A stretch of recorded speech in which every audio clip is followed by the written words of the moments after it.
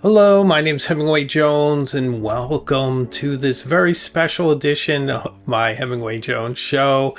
Today, it's all about being grateful and Thanksgiving. It's that time of year, the leaves have changed, it gets a bit colder, it's cozy, it's warm inside the house and a bit chilly outside. You get a sense that something important is ending, but something new and even more wonderful is about to begin. It's a season of quiet, reflection, and then renewal and rebirth. Inspired by that, I reflect back each year on all those wonderful moments and incredible fountain pens that have just meant so much to me and have had really interesting stories associated with them. So join me today, won't you, as I go through my 5 fountain pens that I'm most thankful for this year.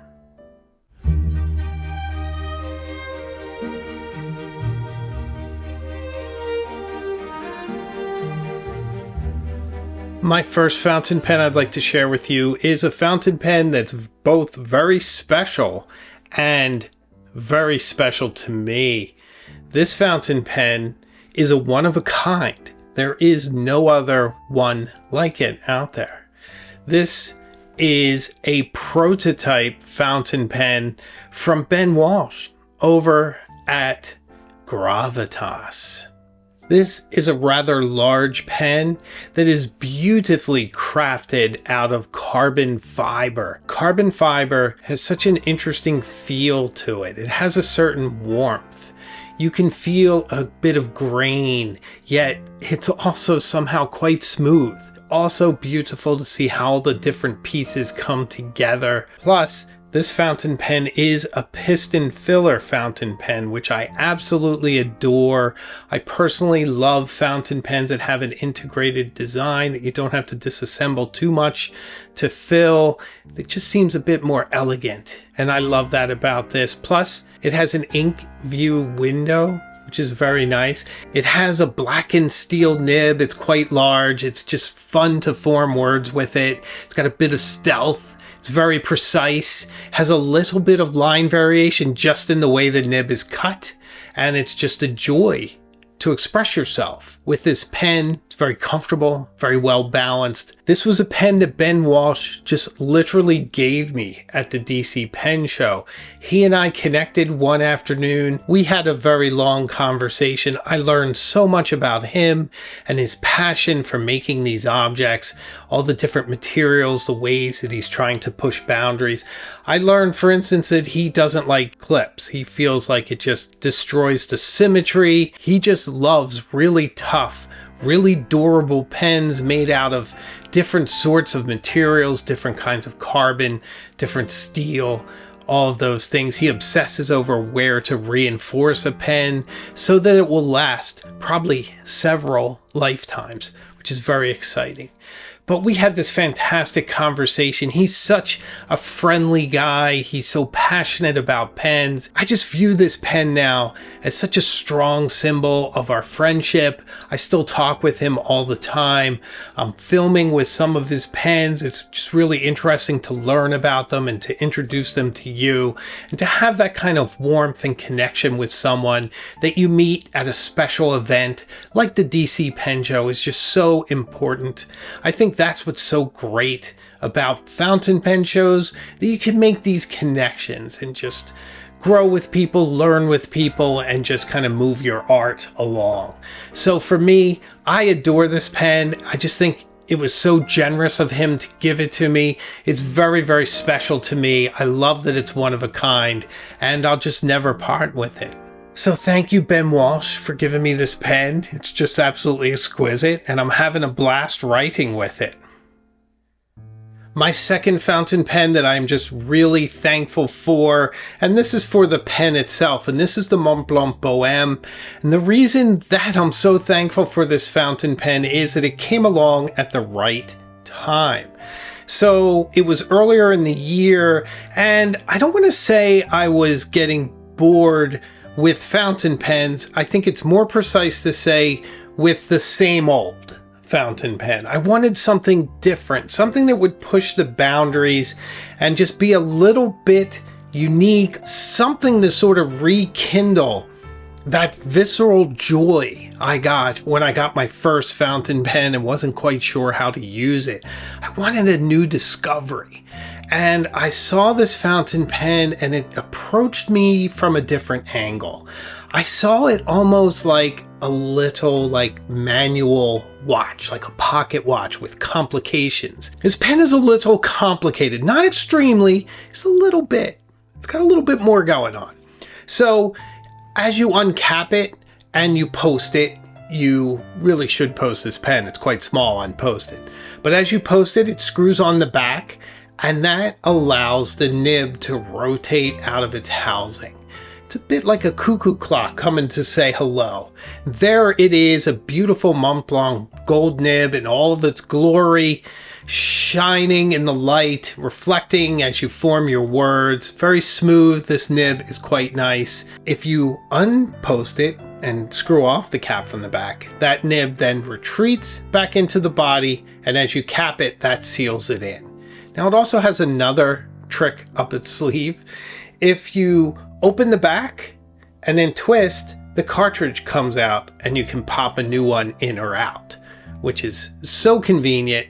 So fun. Lately I've been using Montblanc Burgundy cartridges. They're exquisite. I love it. Another thing I really love about this pen is that you can actually take the grip off and clean it a little better. Now you do have to be a little careful with this. It's a bit delicate. You have to be careful with cleaning. You don't want a lot of water to get in there. You never know if something's going to rust or gum up on you. So you have to treat it with a bit of respect. It's just a joy to use. It's a lot of screwing, unscrewing, a lot of assembling. But it's magical, and it's fun, and it's different, and it's perfect for those moments like now when it's quiet at home and you're going to do a bit of journaling. You set the scene, open up your book, put your pen together, get in that mind space. It gives you an opportunity to pause, to think while you assemble your pen. Now that would be a detriment if you were using it as a daily writer and you needed to sign a receipt or do something quick, unless you want to make a show of someone having to wait for you to assemble your pen. But boy, it's a joy.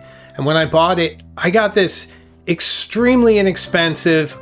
I took a chance on eBay. I believe it was somewhere around $350, $375 for this pen. It was a bit of a mess when I got it, but everything worked. So I used a little bit of poly watch on it and shined it up, and now it looks brand new.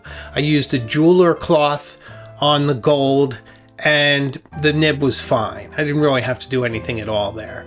So it's been exquisite ever since I bought it, and it just rekindled something in me, something childlike, curious, and so much fun to use. Such a different experience. So it's just been great. Another fountain pen that I'm very, very thankful for is a pen that hit its 100-year anniversary this year. And this is that pen that marked this occasion. It has a very interesting story with it. This is the Montblanc Origin Series 149 100-year edition. And I got this from Stilograph Corsani in Rome.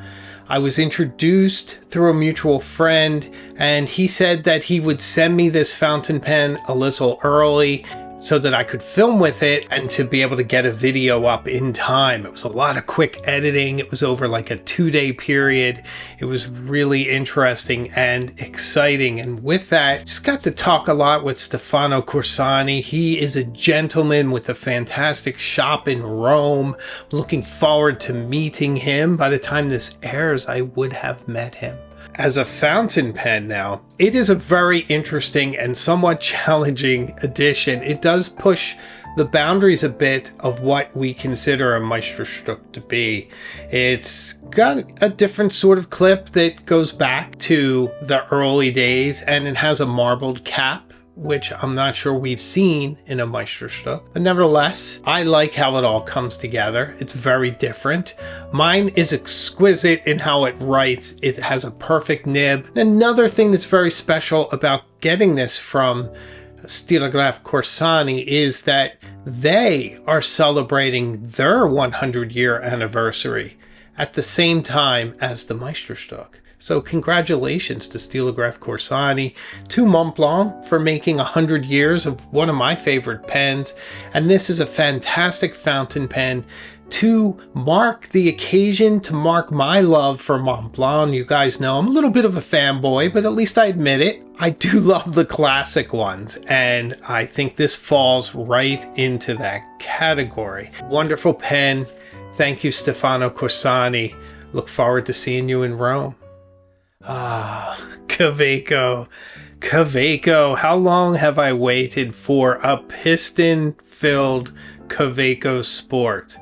Probably about as long as I've been into fountain pens, and that's nearly 30 years now. But this particular pen that I'm focusing on today was given to me by Joost Appelboom from Appelboom Pens.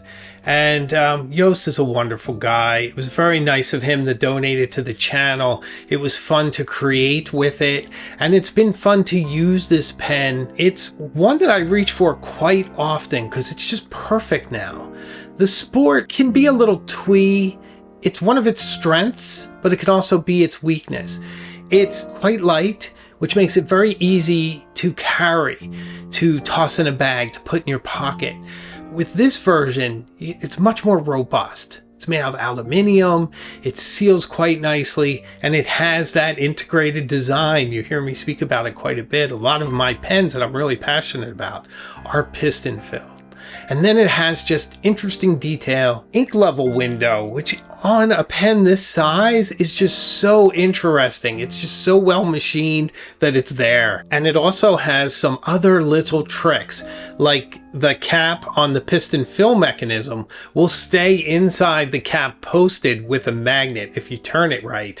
And then it reveals the little knob to fill your pen, but you have no worry about losing your cap. And then you can screw it back in, and if you pull it straight out, it'll stay on and no problem. It's just perfect German engineering. I love little details like that, and this pen has it. So it was just such a warm gesture from Joost. He knows how much I love this pen and how long I waited for it. I'm just so thankful for him. He's a very good friend of mine. We talk all the time. We enjoy it when we work together. I've been on his show. I would go on his show anytime I can. I just love working with Joost. He's a fantastic guy. I'm just so thankful to have such great friends in this little community of ours. It's just really good to have a good friend that you can work with on these exquisite writing instruments of ours. Here's an interesting story for one of my favorite pens. It just totally shifted the board on my favorite fountain pens this year. And it's a very interesting story, and it's just really worth it to go into some detail here. I think you'll enjoy it. So, DC Fountain Pen Show once again. One of the first people I see is Chris Henlon from Truffet. They were set up right by the elevators and right by the entrance to the main hall. I don't think that was an accident on their part. They're very smart. When I first met him and I looked at just these rows and rows of magnificent fountain pens, some used, some new, just a great selection. But in there was this gold cap sapphire pen. You know where this is going. Of course, the Waterman Edson. When I looked at it and I saw its Art Deco styling, that beautiful inlaid nib. I am a sucker for inlaid nibs. Gold cap with the sapphire body was just a match. I couldn't get it out of my mind. I walked away from it, and I'm really fortunate that no one else grabbed it. The next day though, I just couldn't let it go, and I ended up buying it and along with a Montblanc Around the World in 80 Days. But the Waterman Edson has just risen up the ranks of my favorites. I reach for it all the time. I miss it when I'm not working with it. And why is that? This fountain pen writes like no one's business. It's like a conveyor of ink. That's the feeling you get, as if the ink isn't just going out the nib onto the paper, but it's constantly repeating almost. There's no hesitation in the line at any point. It's just a consistent, regulated flow to keep your lines elegant and uniform and and controlled. It's an amazing experience. Now, the nib for being inlaid, it doesn't give you any flex really at all. It's actually hard. It's a very smooth nib, like nothing else you've ever experienced unless you've written with one of these. And it's just exquisite and interesting, and it's different, and it's fun now for me to pursue fountain pens that are a bit different, ones that are a little bit out of the mainstream. It was such a great experience to pick this up at the DC Pen Show and to have this pen as sort of my memento of that occasion. A great new friendship with Chris and with the folks at Truffet, who are just consummate professionals. And this fountain pen though, just a beauty, just so fun to use. I don't know when or how it will ever get kicked off my top 5 list. I just don't know. The last fountain pen I would like to share with you is one that's very, very special to me, and it's from a very special person.